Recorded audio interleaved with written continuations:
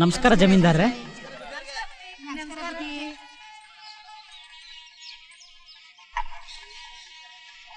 ನಮಸ್ಕಾರ ಮಾಡಮ್ಮ.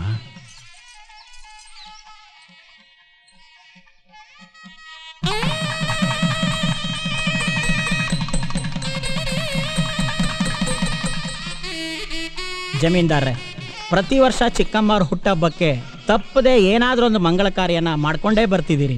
ಮಾರ, ನನಗೆ ನನ್ನ ಮಗಳು ಹೇಗೋ ಇವರು ಹಾಗೇನೆ. ನಮ್ಮ ಮಕ್ಕಳು ಒಳ್ಳೇದು ಮಾಡದೇ ಇದ್ರೆ ಹೇಗೆ ಹೇಳು? ನಿಮ್ಮನ್ನ ದೇವರು 100 ವರ್ಷ ಚೆನ್ನಾಗಿಟ್ಟಿರ್ಲಿ. ಮಗಳೇ, ನೀನ್ ಮನೆಗೆ ಹೋಗು, ನಾನು ತೋಟದ ಹತ್ರಕ್ಕೆ ಹೋಗಿ ಬರ್ತೀನಿ. ನನ್ ಮುದ್ದು ಸೂಪರ್, ತುಂಬಾ ಚೆನ್ನಾಗಿ ಹಾಡು ಹೇಳ್ತೀಯಾ. ನೀವೊಬ್ರು ಸುಮ್ಕಿರಿವಾ, ನಮ್ಗೆಲ್ಲ ಆಡಕ್ ಬರುತ್ತೆ ಅಷ್ಟೇ. ಯಾರ ಹತ್ರ ಹಾಡೋದ್ ಕಲ್ತೆ? ದಿನ ನಮ್ ದಾದಾ ತನ ಮೇಸ ಗುಡ್ದ ಹತ್ರ ಹೋಯ್ತೀನಿ, ಅಲ್ಲ ಅವ್ರು ಮೇಷ್ಟು ಪಾಠ ಹೇಳ್ಕೊಡ್ತಾರೆ, ಅದನ್ನ ಕೇಳಿ ಕೇಳಿ ರವ ಅಷ್ಟು ಆಡಕ್ ಕಲ್ತಿದ್ದೀನಿ ಅಷ್ಟೇ. ಅದನ್ನ ಬಿಟ್ರೆ ವಾ ಬರೀ ಹಾಡೋದ್ ಕೇಳಿ ಇವ್ನು ಇಷ್ಟು ಚೆನ್ನಾಗಿ ಹಾಡ್ತಾನಲ್ಲ. ಆ ಮೇಷ್ಟ್ರ ಹೆಸರೇನಂದೆ? ನಮ್ ರವಿ ಮೇಷ್ಟ್ರು. ರವಿ ಮೇಷ್ಟ್ರ? ನಮಸ್ಕಾರ. ನಮಸ್ಕಾರ. ಇಲ್ಲಿ ರವಿ ಮೇಷ್ಟ್ರು ಅಂದ್ರೆ ನಾನೇ. ನೀನಾ? ಅಲ್ಲ, ರವಿ ಮೇಷ್ಟ್ರು ದೊಡ್ಡ ಸಂಗೀತಗಾರರು ಅಂದ್ರೆ ಬಾಲಮುರಳಿ ಕೃಷ್ಣರು, ಕುನ್ನಕುಡಿ ವೈದ್ಯನಾಥನ್ ಥರ ವಯಸ್ಸಾಗಿರೋರು ಅನ್ಕೊಂಡಿದ್ದೆ. ನೀನ್ ನೋಡಿದ್ರೆ ಬಂದು ವಿಷಯ. ಇವಳು ನನ್ನ ಮಗಳು ಕುಮಾರಿ ಅಂತ. ಅವಳು ಏನೇ ಕೇಳಿದ್ರು ಮೊದಲು ಆ ಕೆಲಸ ಮಾಡೇ ಮುಂದಕ್ಕೆ ಹೋಗೋದು. ಚೆನ್ನಾಗಿ ಓದಬೇಕು ಅಂದ್ಲು, ಓದಿಸ್ದೆ. ನೃತ್ಯ ಕಲಿಬೇಕು ಅಂದ್ಲು, ಅದನ್ನು ಕಲಿಸ್ದೆ. ರಂಗಪ್ರವೇಶನೂ ಆಯ್ತು. ಈಗ ಸಂಗೀತ ಕಲಿಬೇಕು ಅಂತಿದ್ದಾಳೆ, ಅದು ನಿನ್ನ ಹತ್ರನೇ. ಅದಕ್ಕೆ ದಕ್ಷಿಣೆ ಸಮೇತ ಬಂದಿದ್ದೀನಿ. ಅದನ್ನು ತಗೊಂಡು ಮನೆಗೆ ಬಂದು ಪಾಠನ ಪ್ರಾರಂಭಿಸು. ಏನಯ್ಯ ಮುಖ ನೋಡ್ತೀಯ? ತಾಂಬೂಲ ಕೊಡು ಮೇಷ್ಟ್ರಿಗೆ. ತಕ್ಕಳ್ಳಿ. ದೇವ್ರನ್ನು ಸಂಗೀತನೂ ನಾವೇ ಹುಡ್ಕೊಂಡು ಹೋಗ್ಬೇಕು, ಅದೇ ಸಂಸ್ಕಾರ. ನಿಮ್ಮ ಮಗಳಿಗೆ ಸಂಗೀತ ಕಲಿಬೇಕು ಅನ್ನೋ ಆಸೆ ಇದ್ರೆ ಇಲ್ಲೇ ಬಂದು ಕಲೀಲಿ. ಓಹೋ ಯಜಮಾನ್ರೆ, ಇದು ಯಾಕೋ ಸರಿ ಹೋಗಕ್ಕಿಲ್ಲ. ಬ್ಯಾರೆ ಮೇಷ್ಟ್ರು ತವ ಹೋಗಿ ಸಂಗೀತವಾಗಿ ಕಲ್ತ್ಕೊಂಡ್ರಾಯ್ತದೆ. ನಡೀರಿ ಹೋಗ್ಮಾ. ಹೇ ಸುಮ್ಕಿರ್ಲ, ಕಾಡ್ಕಿರ್ ಬಂತಂದು. ಅಪ್ಪ ಪ್ಲೀಸ್ ಪಾ, ನಾನು ಇಲ್ಲೇ ಬಂದು ಕಲ್ತ್ಕೋತೀನಪ್ಪ. ನಿನ್ ಹಠ ನಂಗೆ ಗೊತ್ತಲ್ಲ ತಾಯಿ. ಸರಿ, ನಿನ್ನ ಇಷ್ಟದಂತೆ ಆಗಲಿ. ಆ ಮೇಷ್ಟ್ರೆ ನನ್ನ ಮಗಳಿಗೆ ಸಂಗೀತ ಪಾಠ ಹೇಳಿ ದೊಡ್ಡ ವಿದ್ವಾನ್ ಆಗಿ ಮಾಡ್ಬಿಡಿ. ಲೇ, ದಕ್ಷಿಣೆ ಕೊಡೋ ಮೇಷ್ಟ್ರಿಗೆ. ತಗೊಳ್ಳಿ ಮೇಷ್ಟ್ರೆ. ನನಗೆ ಸಾಕು. ತುಂಬಾ ವ್ಯತ್ಯಾಸದವನ್ ಕಣಪ್ಪ ನೀನು. ನಿನ್ ನಡತೆ ನನಗೆ ತುಂಬಾ ಹಿಡಿಸ್ತು. ದೇವರು ನಿನ್ ಚೆನ್ನಾಗಿಟ್ಟಿರ್ಲಿ. ಅಪ್ಪ, ನೀವು ಮನೆಗೆ ಹೋಗಿ ಆಮೇಲೆ ನನ್ನ ಗಾಡಿ ಕಳಿಸಿ. ಆಯ್ತು ಕಣಮ್ಮ, ಬರ್ತೀನಿ. ನಮಸ್ಕಾರ. ಸರ್, ನಮ್ ತಂದೆ ಏನೋ ಮಾತಾಡಿದ್ರು ಅಂತ ಬೇಜಾರ್ ಮಾಡ್ಕೋಬಿಡಿ ಪ್ಲೀಸ್. ಪರವಾಗಿಲ್ಲ ಬಿಡಿ. ವಿದ್ಯಾ, ಈ ಹುಡುಗಿ ಶ್ರುತಿಜ್ಞಾನ ಆಗಿದೆ ನೋಡು. ಸರಿ ಮೇಷ್ಟ್ರೆ, ಎಲ್ಲಿ ಹೇಳು? ಸಾ ಸಾ ರೀ ಗಾ ಮಾ ಪಾ. ಮೇಷ್ಟ್ರೆ, ಇವ್ರೇನಾದ್ರೂ ಸಂಗೀತ ಹಾಡಿದ್ರೆ ನಮ್ಮೂರಲ್ಲಿರೋ ಕಾಗೆ ಗೂಬೆಗಳೆಲ್ಲ ಹಾರೋಗುತ್ತಷ್ಟೇ. ಹಾಗಾದ್ರೆ ನೀರಲ್ಲಿ ತಲೆ ಕೆಳಗೆ ನಿಂತು ಅಭ್ಯಾಸ ಮಾಡು. ಮೇಷ್ಟ್ರೆ, ಓಹೋ, ನಿನಗೆ ಈಜು ಬರಲ್ವಾ? ಹಾಗಾದ್ರೆ ನೀರಲ್ಲಿ ಕುತ್ತಿಗೆವರೆಗೂ ಮುಳುಗಿ ಅಭ್ಯಾಸ ಮಾಡು, ಸಂಗೀತ ಚೆನ್ನಾಗಿ ಬರುತ್ತೆ.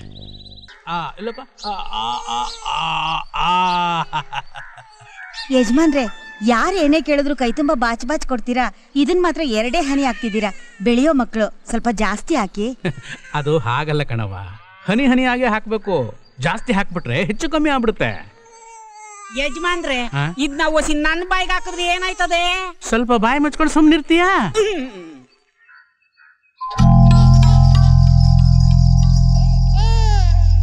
ಮೇಷ್ಟ್ರು ನಮಸ್ಕಾರ ಸರ್, ಚೆನ್ನಾಗಿದ್ದೀರಾ ಸರ್? ಹಾಲ್ ಬೇಕಾ? ಅಯ್ಯೋ, ನೀವ್ಯಾಕೆ ಇಲ್ಲಿ ನಿಂತಿದ್ದೀರಾ ಸರ್? ನಿನಗೆ ಕೊಡ್ತೀನಿರೋ. ಅಯ್ಯೋ ಸರ್, ಮುಂದೆ ಬನ್ನಿ ಸರ್. ಪರವಾಗಿಲ್ಲ, ನಾನು ಕ್ಯೂಲೇ ಬರ್ತೀನಿ. ಸರ್, ನಾನು ನಿನ್ನೆಯಿಂದ ತುಂಬಾ ಜಲಸಾಧನೆ ಮಾಡಿದ್ದೀನಿ ಸರ್. ಒಂದ್ಸಲ ಕೇಳಿ ಸರ್. ಸಾರಿಗಾ. ಸ್ವಲ್ಪ ನಿಲ್ಸೆ ಸರ್. ಸರ್, ಒಂದ್ಸಲ ಕೇಳಿ ಸರ್, ಪ್ಲೀಸ್ ಸರ್. ಸಾರಿಗಾ. ನೀನ್ ಸಂಗೀತಕ್ಕೆ ಮಕ್ಕಳೆಲ್ಲ ಆಳಕ್ ಶುರು ಮಾಡಿದ್ದಾರೆ, ಸ್ವಲ್ಪ ನಿಲ್ಸು ಸಾಕು. ಅಯ್ಯೋ, ನಾನಿಲ್ಲಿ ಮೇಸ್ಟ್ ಆಗಿ ಬಂದಿಲ್ಲಮ್ಮ, ನನ್ನ ಮಗುಗೆ ಪೋಲಿಯೋ ಡ್ರಾಪ್ಸ್ ಹಾಕ್ಸಕ್ ಬಂದಿದ್ದೀನಿ. ಇವನು ಆಗ್ಲೇ ಪೋಲಿಯೋ ಡ್ರಾಪ್ಸ್ ಹಾಕ್ತಾರೆ, ಕಚೇರಿ ಶುರು ಮಾಡಿದ್ದಾನೆ. ಇನ್ನೇನು ಬೇರೆ ಕಚೇರಿ ಶುರು ಮಾಡ್ಬೇಡ, ಸುಮ್ಮನೆ ಹೋಗು. ಓಹೋ, ಸಂಗೀತ ಮೇಷ್ಟ್ರು ಬರಬೇಕು.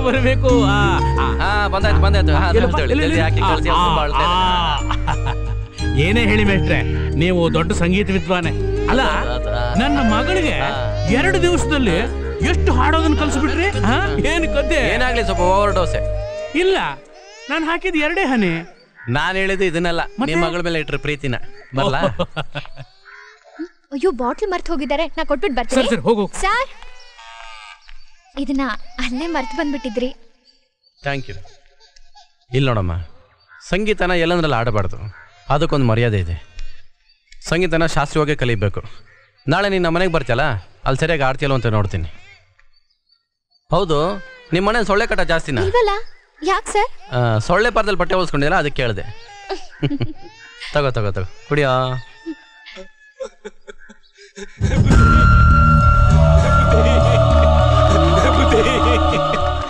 ಏನೋ ಮಾತಾ, ಏನಾಯ್ತು? ಬುದ್ಧಿ, ಗುಮಾಸ್ತನ ಮಗ ನನ್ನ ಮಗನ ಹಾಳು ಮಾಡ್ಬಿಟ್ಟವನೇ ಬುದ್ಧಿ. ಅದಕ್ಕೆ ಪಂಚಾಯತಿ ಸೇರಿಸಿ ನ್ಯಾಯ ಕೇಳವಂತಿದ್ದೆ. ಅಷ್ಟ್ರಾಗ ಹಾಳಾದವಳು ಪಾಲಿಡಾಲ್ ಕುಡ್ದು ಹಿಂಗ್ ಮಾಡ್ಕೊಂಡ್ಬಿಟ್ಟವಳೆ. ಆ ಮಗನ ಪ್ರಾಣ ಉಳಿಸಿ.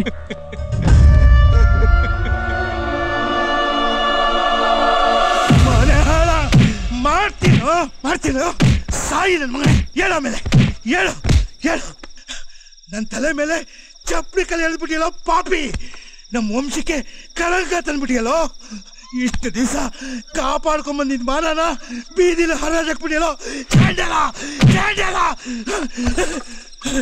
ಜಮೀನ್ದಾರ್ರೆ, ನನ್ನ ಮಗ ಗೊತ್ತಿಲ್ಲದೆ ಮಣ್ಣು ತಿನ್ಬಿಟ್ಟಿದ್ದಾನೆ. ಈಗ ಆ ಮಣ್ಣು ಹುಳ ಆಗ್ಬಿಟ್ಟಿದೆ. ನಾಳೆ ಅವರೆಲ್ಲ ಪಂಚಾಯತಿ ಸೇರಿಸ್ತಾವ್ರೆ. ಈಗ ಆ ಹುಳ ಬೆಳಿಬೇಕಾ ಸಾಯ್ಬೇಕನ್ನೋದು ನಿಮ್ಮ ಕೈಯಲ್ಲಿದೆ. ಅದರಲ್ಲಿ ನನ್ನ ಮರ್ಯಾದೆ ಉಳಿದಿದೆ ಯಜಮಾನ್ರೆ, ನನ್ನ ಮರ್ಯಾದೆ ಉಳಿದಿದೆ. ಆಂಜನಪ್ಪ, ನಿನ್ನ ಮಗನ ಕರ್ಕೊಂಡು ಮನೆಗೆ ಹೋಗು. ನಾಳೆ ಪಂಚಾಯತಿಯಲ್ಲಿ ಮಾತಾಡೋಣ.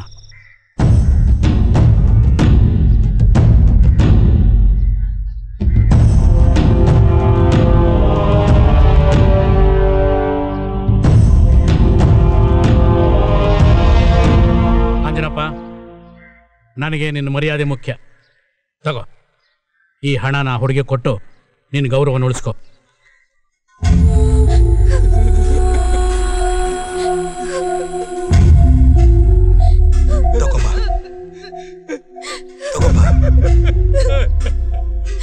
ನೋಡಮ್ಮ, ಆ ದುಡ್ಡು ತಗೋ. ನಡೆದದ್ದೆಲ್ಲ ಒಂದು ಕೆಟ್ಟ ಕನಸು ಅಂತ ಮರೆತು ಬಿಡು. ಮಾದಾ, ನಿನಗೆ ದುಡ್ಡು ಸಾಕಾಗ್ಲಿಲ್ಲ ಅಂದ್ರೆ ಒಂದು 5 ಎಕರೆ ಜಮೀನ ನಿನ್ನ ಹೆಸರಿಗೆ ಬರ್ಕೊಡ್ತೀನಿ. ನಿಮ್ಮ ಜಾತಿಯಲ್ಲಿ ಯಾವುದಾದ್ರೂ ಒಂದು ಹುಡುಗನ್ ನೋಡು, ನಾನೇ ಮುಂದೆ ನಿಂತು ಮದುವೆ ಮಾಡಿಸ್ತೀನಿ. ಎಷ್ಟು ಖರ್ಚಾದ್ರೂ ಚಿಂತೆ ಇಲ್ಲ. ನನಗೆ ನಮ್ಮ ಆಂಜನಪ್ಪನ ಮರ್ಯಾದೆ ಮುಖ್ಯ. ಯಜಮಾನ್ರೆ, ನಿಮ್ಮ ಹೊಲದಲ್ಲಿ ಕಳೆ ಕಿತ್ತಿದ್ದಕ್ಕೂ ಕೂಲಿ ಕೊಟ್ಟಿದ್ದೀರಾ, ಬೆಳೆ ಕುಯ್ದಿದ್ದಕ್ಕೂ ಕೂಲಿ ಕೊಟ್ಟಿದ್ದೀರಾ. ಹಾಗೆ ನೀವು ನನ್ನ ಶೀಲ ಹಾಳಾಗೋಗಿರೋದಕ್ಕೂ ಕೂಲಿ ಕೊಡ್ತಿದ್ದೀರಾ ಯಜಮಾನ್ರೆ. ನಾನು ಸತ್ತೋಗಿದ್ರೆ ನಮ್ಮ ಮನೇಲಿ 1 ದಿನ ಹತ್ಬಿಟ್ಟು ಸುಮ್ಮನಾಗ್ತಾ ಇದ್ರು. ಆದ್ರೆ ಇವಾಗ ಜೀವನ್ ಪರ್ಯಂತ 10 ಸಾಯ್ಲಿ ಅಂತ ಹೇಳ್ಬಿಟ್ಟು ಬದುಕಿಸಿದ್ರೆ ಯಜಮಾನ್ರೆ. ನಾನು ಬದುಕಿ ಬಾಳೋದಕ್ಕೆ ಜಮೀನ್ ಕೊಡ್ತೀನಿ ಅಂದ್ರೆ, ಆದ್ರೆ ನೀವು ನನ್ ಸತ್ ಮೇಲೆ ಹೂಳೋದಕ್ಕೆ ಜಾಗ ಕೊಟ್ರೆ ಸಾಕು ಯಜಮಾನ್ರೆ. ನಾನು ಸಂತೋಷವಾಗಿ ಸಾಯ್ತೀನಿ. ಆಂಜನಪ್ಪ, ನಾನು ನಿನ್ನ ಸಮಾಧಾನಕ್ಕೋಸ್ಕರ ಈ ಹಣನ ಆ ಹುಡುಗಿ ಕೊಡು ಅಂದೆ. ನೀನು ನಿನ್ನ ಮರ್ಯಾದೆಗೆ ಬೆಲೆ ಕೊಟ್ಟೆ. ಆದರೆ ಅವಳು ತನ್ನ ಶೀಲಕ್ಕೆ ಬೆಲೆನೇ ಕಟ್ಟಕ್ಕಾಗಲ್ಲ ಅಂತಂದ್ಲು. ಈಗೇನು ಹೇಳ್ತೀಯ?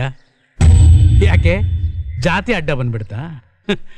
ನಿನ್ನ ಮಗ ಇವಳನ್ನ ಹಾಳು ಮಾಡೋವಾಗ ಜಾತಿ, ಬಣ್ಣ, ಕುಲ, ಗೋತ್ರ ಯಾವುದೂ ನೋಡ್ಲಿಲ್ಲ. ಹನುಮ, ನೀನು ಮಾಡಿದ ಪಾಪನ ತೊಳೆಯೋದು ಬಿಟ್ಟು ಅವಳು ಹೊಟ್ಟೆನ್ ತೊಳಸ್ಬೇಕು ಅಂತಿದೆಯಲ್ಲ, ಇದು ಯಾವ ನ್ಯಾಯ? ಅವಳು ಬಾಳದರೆ ನಿನ್ ಜೊತೆಲೆ ಬಾಳ್ತೀನಿ, ಇಲ್ಲ ಅಂದ್ರೆ ಸಾಯ್ತೀನಿ ಅಂತ ಹೇಳ್ತಿದ್ದಾಳೆ. ನಿನ್ನಿಂದಾಗಿ 2 ಜೀವ ಸಾಯ್ಬೇಕಾ? ಹೆಣ್ಣಿನ ಹಿರಿಮೆನ ಇವಳು ಎತ್ತಿ ಹಿಡಿದ್ಲು, ಈ ಮಣ್ಣಿನ ಹಿರಿಮೆನ ನಾನು ಎತ್ತಿ ಹಿಡಿಯೋದು ಬೇಡವಾ? ಆಂಜನಪ್ಪ, ನಿನ್ನ ಮಗನಿಗೆ ಇವಳನ್ನ ತಂದ್ಕೊಂಡು ಮಾದನ್ ಜೊತೆ ಬೀಗತನ ಬೆಳೆಸು.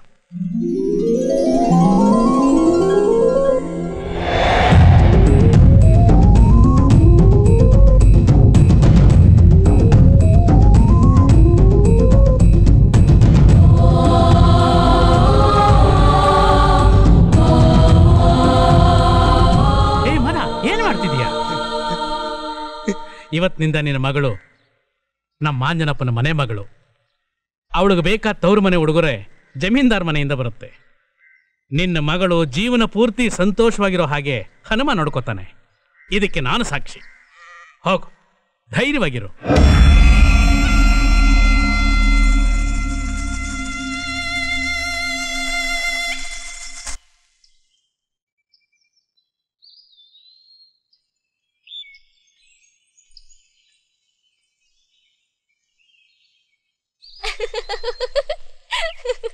ಅರೆ ಯಾಕೆ ಅಳ್ತಿದ್ಯಾ? ಓಹ್, ನಗುನ ಇದು? ಹೆಂಗಸ್ರ ತರ ರಂಗೋಲಿ ಹಾಕ್ತಿದ್ದೀರಾ? ಯಾಕೆ ಗಂಡಸ್ರು ರಂಗೋಲಿ ಹಾಕ್ಬಾರ್ದಾ? ನೀವು ಮಾತ್ರ ಎಲ್ಲ ಮಾಡ್ಬೋದಲ್ಲ. ಗೋಲಿ ಆಡ್ಬೋದು, ಕ್ರಿಕೆಟ್ ಆಡ್ಬೋದು, ಗಿಲ್ಲಿ ದಾಂಡ್ಲ ಆಡ್ಬೋದು. ನಾವ್ ಮಾತ್ರ ಏನ್ ಮಾಡೋದು ತಪ್ಪು ನಿಮ್ಗೆ? ಹಾಗಲ್ಲ, ಗಂಡಸ್ರ ಈ ತರ ಎಲ್ಲ ರಂಗೋಲಿ ಹಾಕೋದ್ ಕಮ್ಮಿ, ಅದ್ರಲ್ಲೂ ನೀವು ಚುಕ್ಕಿ ರಂಗೋಲಿ ಬೇರೆ ಹಾಕ್ತಿದ್ದೀರಾ. ಅಯ್ಯೋ, ಇದ್ಯಾವ ಮಹಾ, ನಾನು ಏನು ಇಲ್ದೇನೆ ರಂಗೋಲಿ ಹಾಕ್ತೀನಿ. ಅದ್ ಸರಿ, ಇದೇನಿದ್ ನೀವು ಅಕ್ಕಿ ಹಿಟ್ಟಲ್ಲಿ ರಂಗೋಲಿ ಹಾಕ್ತಿದ್ದೀರಾ? ನನ್ನ ಬೆಸ್ಟ್ ಫ್ರೆಂಡ್ಸ್ ಇರುವೆ ನೊಣಗಳಿಗೆಲ್ಲ ಆಹಾರ ಆಗ್ಲಿ ಅಂತ ಮೊದಲು ಅಕ್ಕಿ ಹಿಟ್ಟೆಲ್ಲ ರಂಗೋಲಿ ಹಾಕ್ತಾ ಇದ್ದಿದ್ದು. ನಿಮ್ಮಂತವರೆಲ್ಲ ಬಂದ ಮೇಲೆ ಸ್ಟಿಕರ್ ರಂಗೋಲಿ ಹಾಕಿ ಎಲ್ಲ ಕುಳ್ಗೇಡ್ಸಿರೋದು. ಓ, ಇದನ್ನೆಲ್ಲ ನಿಮ್ ಹೆಂಡತಿ ಹೇಳ್ಕೊಟ್ಟಿದ್ದಾರಾ? ನನ್ಗೆ ಅವ್ರನ್ನ ಪರಿಚಯನೇ ಮಾಡ್ಕೊಡ್ಲಿಲ್ಲ. ನಿನಗೆ ಪರಿಚಯ ಮಾಡಿಸ್ಬೇಕಾ? ಸರಿ ಬಾ. ಬಾ. ಇವಳೆ ನನ್ನ ಹೆಂಡ್ತಿ ಸುಧಾ. ಚೆನ್ನಾಗಿದ್ದಾಳಲ್ಲ? ತುಂಬ ಒಳ್ಳೆ ಭರತನಾಟ್ಯಂ ಡ್ಯಾನ್ಸರ್ ಅವಳು. ಶ್ರೀಮಂತಲು. ನಾನು ಹಾಡು ಅಂದರೆ ತುಂಬ ಇಷ್ಟ ಅವಳಿಗೆ. ನಾವಿಬ್ಬರು ಪ್ರೀತಿಸ್ತಿದ್ವಿ. ಆದರೆ ಅವರ ಅಪ್ಪ ಅಮ್ಮನಿಗೆ ಇಷ್ಟ ಇರಲಿಲ್ಲ. ಅವಳು ನನಗೋಸ್ಕರ ಅವಳ ಅಂತಸ್ತನ್ನು ಮರೆತು ಅಪ್ಪ ಅಮ್ಮನೂ ಬಿಟ್ಟು ನನ್ನ ಜೊತೆ ಬಂದು ನಾವು ಮದುವೆ ಆದ್ವಿ. 2 ವರ್ಷ ತುಂಬ ಸಂತೋಷವಾಗಿದ್ವಿ. ಆದರೆ ಆ ದೇವ್ರಿಗೂ ನಮ್ಮ ಜೋಡಿ ನೋಡಿದ್ರೆ ಹೊಟ್ಟೆ ಉರಿ ಅಂತ ಕಾಣಿಸುತ್ತೆ. ಅವಳು ಈ ಜೂನಿಯರ್ನ ಕೊಟ್ಟು ನನ್ನ ಬಿಟ್ಟು ಹೊಟ್ಟೋದ್ಲು.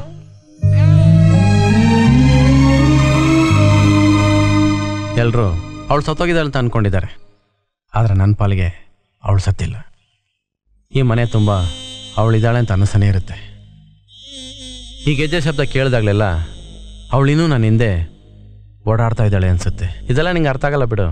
ಯಾಕೆ ಸರ್, ಒಳ್ಳೆಯವ್ರಿಗೆ ದೇವ್ರ ಈ ಥರ ಕಷ್ಟ ಕೊಡ್ತಾನೆ.